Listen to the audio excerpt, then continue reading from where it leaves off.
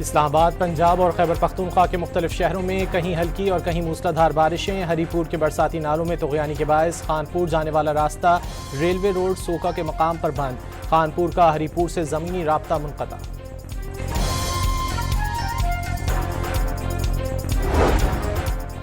اداکارہ حمیرہ اصغر کے اہل خانہ نے پولیس سے لاش وصول کرنے سے انکار کر دیا۔ اہل خانہ نے متوفیہ سے تعلق ختم کر دیا تھا۔ پولیس کا دعویٰ، لاش پوسٹ مارٹم کے بعد سرد خانے منتقل۔ ابتدائی تحقیقات میں حمیرہ اصغر کے ڈرگز استعمال کرنے کا انکشاف۔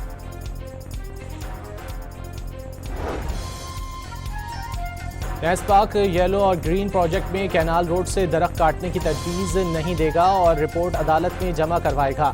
لاہور ہائی کورٹ نے اسموک تدارک کے لیے دائر درخواستوں پر تحریری حکم جاری کر دیا۔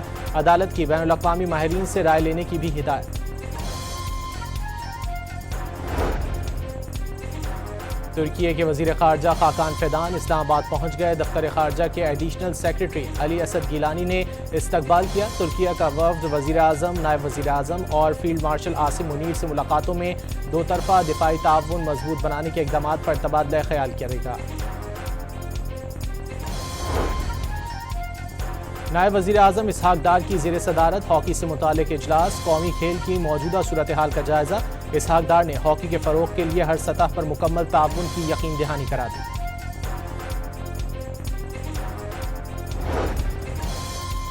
مبینہ گستاخانہ الفاظ کے استعمال پر سابق صدر عارف الوی کے خلاف مقدمہ درج کرنے کی درخواست خارج۔ لاہور کی مقامی عدالت نے national cyber crime investigation agency سے رجوع کرنے کی ہدایت کر دی۔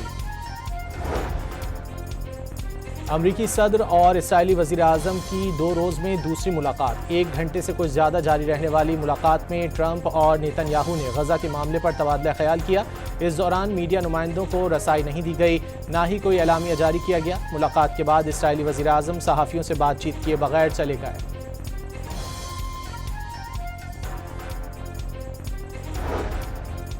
صہیونی افواج کا شمالی لبنانی شہر طرابلس کے قریب چلتی کار پر ڈرون حملہ۔ حماس کے اہم رہنما مہران مصطفیٰ باجوڑ کو نشانہ بنانے کا دعویٰ۔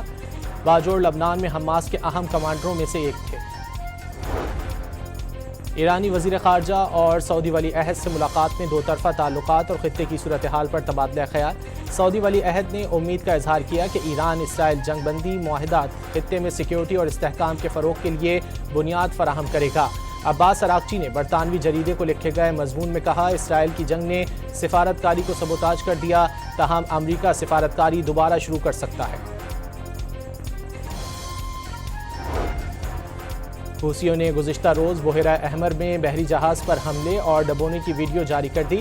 حوثیوں کی جانب سے جہاز پر موٹر بوٹس سے حملہ کر کے جہاز پر قبضہ کر لیا، جس کے بعد اسرائیل جانے والے بحری جہاز کو بحیرہ احمر میں غرق کر دیا۔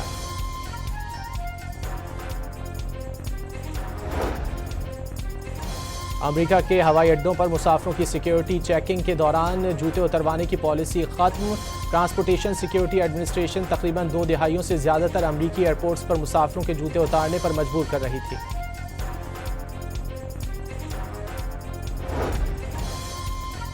مادر ملت محترمہ فاطمہ جناح کی 98ویں برسی بھرپور عقیدت و احترام سے منائی جا رہی ہے۔ وزیر اعلیٰ پنجاب نے مادر ملت کو اپنا رول ماڈل قرار دے دیا، ان کے ویژن پر خواتین کو بااختیار بنانے پر زور۔ کراچی کے علاقے اورنگی ٹاؤن میں مبینہ پولیس مقابلہ، ایک ڈاکو زخمی حالت میں گرفتار۔ شناخت محمد طارق کے نام سے ہوئی، اورنگی ٹاؤن سے ہی ایک شخص کی لاش ملی۔ وزیرستان میں صبح 6 سے شام 7 بجے تک کرفیو نافذ کر دیا گیا۔ سیکیورٹی فورسز کے علاوہ ہر قسم کی نقل و حرکت پر پابندی عائد۔